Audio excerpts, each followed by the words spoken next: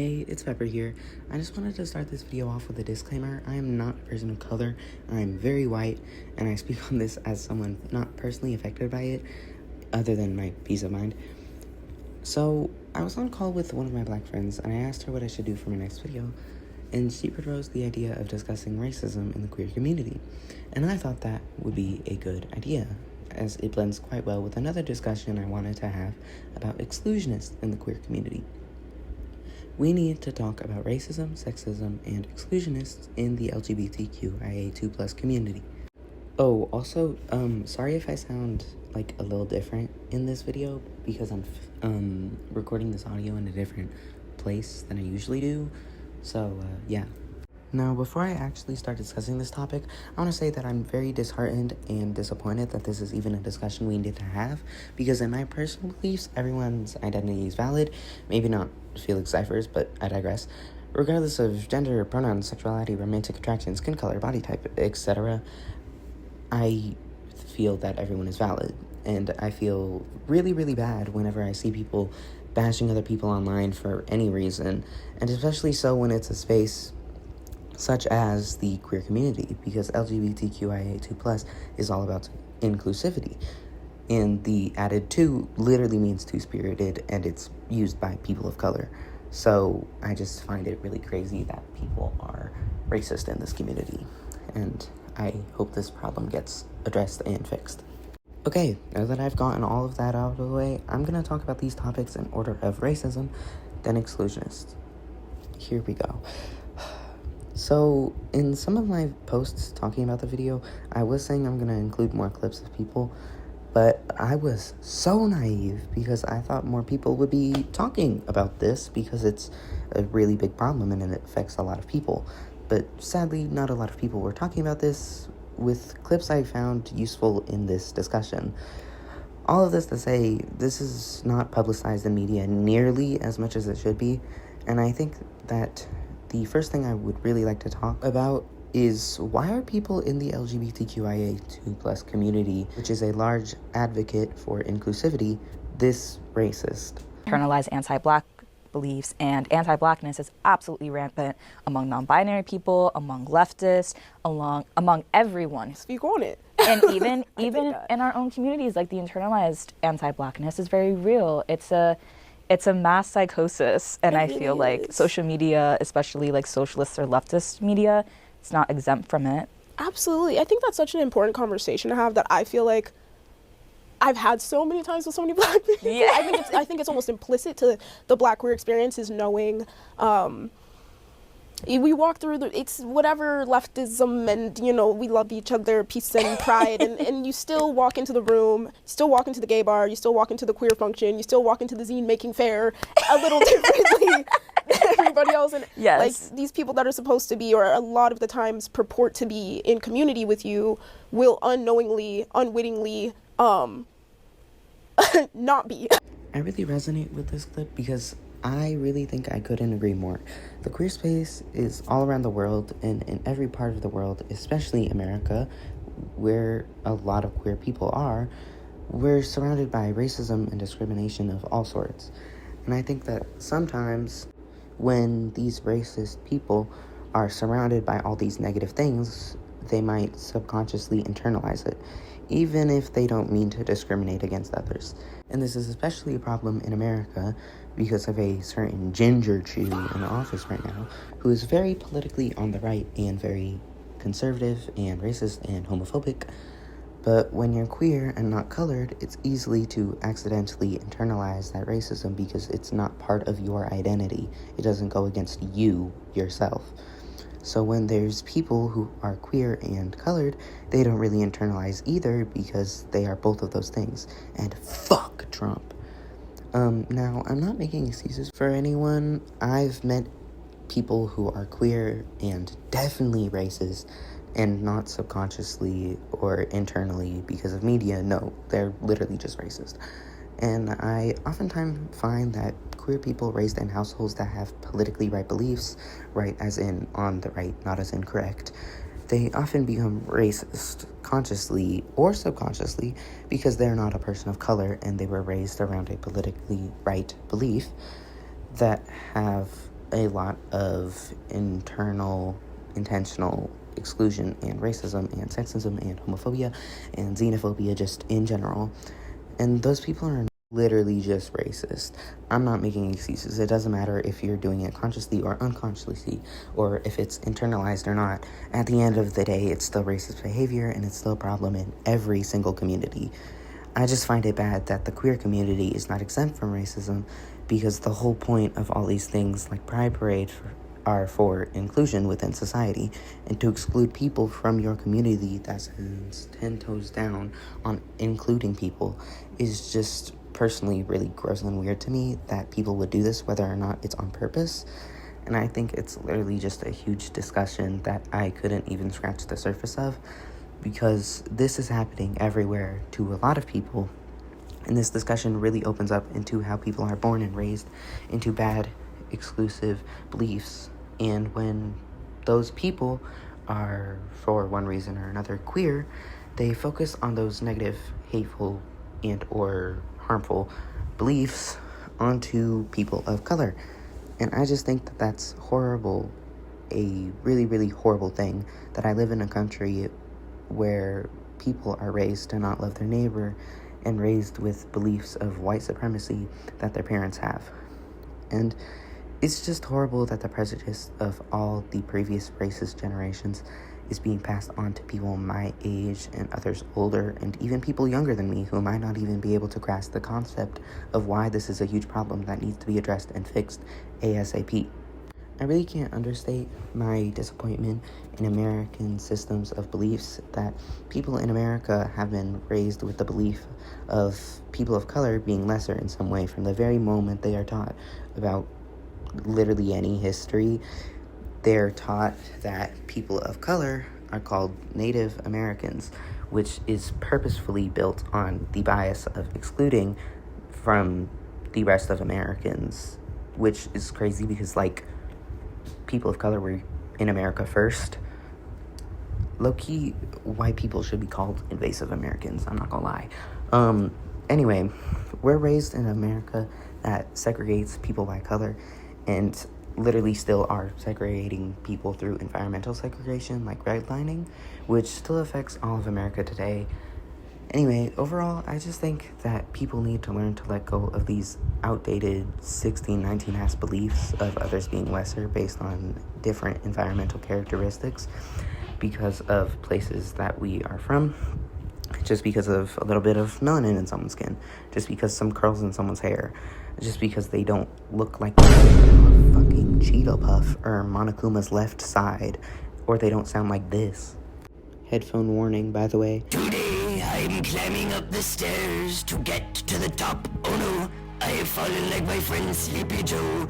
Only one man can be behind this. It is Barack Obama. I could rant about this all day, but I am gonna have to move on to the next topic. Exclusionists. This has been on my mind for a while now, but I didn't know how to incorporate it into a video. But exclusionism is real, and within this first month of my channel, I've already gotten a comment excluding people. It reads, "Love LGBTQ, but pan, omni, and abro aren't real." Ignore this other stuff it says, but this is really just something proving my point about exclusionists within the queer space. Now, if you don't know what an exclusionist is by now, they're a person within a group who excludes others from the same group or community. Well, this comment really discussed it very well. Ignore that I'm watching Delilah Morgan in the picture. She's so peak. Anyway, it reads, "For a community that is all about inclusivity and acceptance, some queer people have internalized homophobia and are extremely rude to people who use microlabels. And they say they aren't valid or cherry pick who is or isn't valid, and it really goes against the point of the community. Not to mention, some queer people are racist/anti-black, and it saddens me that people cherry pick in a community that's about inclusivity, where queer people are still getting killed either way, whether or not they are a microlabel."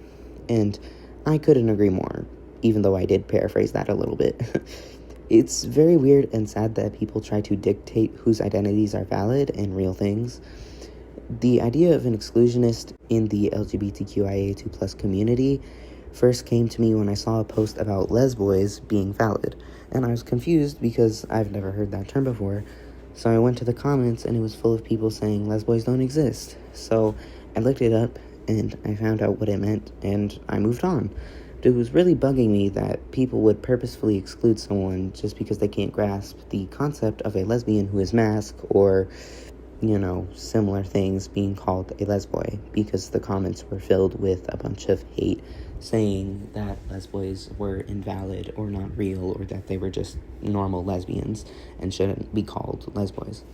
Another thing like this, for example, is that a lot of people are perfectly fine with bisexual, as in attraction to men and women alike, but as soon as they say, oh, I'm bisexual, but I'm attracted to non-binary people and women, they flip the script and say that that's not a real thing because they've never heard of bisexuals liking anyone other than men or women, because yes, that is a real thing. The known definition between me and literally everyone that I've ever met in my life is that bisexual means attraction to any two genders or more. While researching this, I even realized I was a bit excluding of bisexual people who like two or more genders, because I thought that liking more than two genders would fit under pan. But it doesn't, and that just goes to show how hard it is to know everything within the queer space. I didn't consider myself an exclusionist because I didn't actually even think that was a real possibility for someone bisexual being attracted to more than two genders.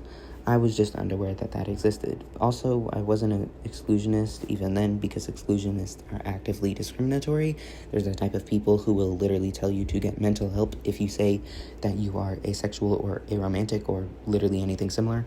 I know every asexual person was just waiting for me to mention them, because am I really talking about exclusionists if I don't mention their biggest targets? Exclusionists' favorite thing to say is that asexual and aromantic people have something wrong with them, whether they say someone's hormones are imbalanced, or that they have poor mental health, or that they're depressed, or that they don't have sufficient nutrients and vitamins, or whatever. Their excuse for being acephobic and arophobic, it is just blatantly exclusive towards those people, and it's very discriminate towards those people. Something they often say to asexual and aromantic people is that they need conversion therapy. Now, if you don't know what conversion therapy is, first of all, bless your soul. Conversion therapy is a type of pseudotherapy, emphasis on pseudo, that's goal is to make someone's sexual or romantic attraction to heterosexual/heteroromantic, and to make someone's gender identity cisgender. Yeah, so therapy but homophobic. And I think that the only people who need therapy, not conversion therapy, are exclusionists because of their double standards. They're in the LGBTQIA2 plus community themselves, but when someone else is gay romantic but heterosexual or vice versa, they completely ridicule and exclude them from their section of the LGBTQIA2 plus community. This is so sad and pathetic. I hope exclusionists realize the error in their ways. Another thing they often say is that demisexual people are just normal people who aren't into hookups, which, like, no. Just no? Like, what? Look up the definition. I don't even think they know what they're talking about. Ooh, it's giving me a couple videos ago. Anyway, the next thing in this segment of the video I would like to talk about is microlabels, because exclusionists hate microlabels. If you don't know what a microlabel is, the definition of a microlabel is, quote, a microlabel is a label for some form of gender identity or sexual orientation that falls under or otherwise overlaps with a broader term.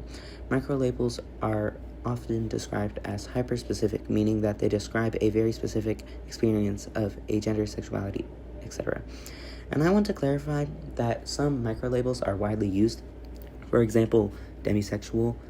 Yes, demisexual is a microlabel. Anyway, a common argument with exclusionists is that people who are microlabels are just their responding sexuality/gender identity, etc. For example, some people with a microlabel of bisexual is just bisexual and not the actual microlabel, which is so stupid because no, they're not. Yang, as a microlabel, I'm not completely asexual. I'm someone who only has sexual relationships with someone who I am already close with a romantic bond. Although I don't want to have any of those relations until I'm at least like 22.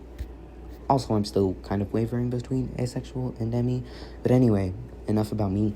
That brings me to another point. That is, exclusionists oftentimes say that asexual people just haven't found the right person to turn them on, which is so weird. Imagine someone just says, oh, you're gay? Nah, you just haven't found the right woman you love. Like, bro, what type of non-existent logic? But anyways, even though I could literally yap about this forever, I really, really do not want to leave any of you guys contentless for another month. So I'm gonna end this here. Thank you all so much for watching. I hope you really enjoyed this content. Please spread awareness about this topic. Like, please. It's a big problem. Anyway, if you enjoyed or agreed with my opinions or anything of the sorts, I would hope you would please subscribe or like or comment. And with this video especially, I hope you would please share the video and spread awareness about this topic. Anyway, as always, I hope you have a good rest of your day or night, depending on when you're watching this. And I've decided my name for you viewers will be Honeys, because my channel is Peppermints and Honey, and I'm already Pepper, so I figured you guys should be Honeys. Anyway, bye, honeys. Well, someone stole my lolly. Someone stole my lolly. Was it you, Mother Goose? Está en tu mano, huevito apestoso.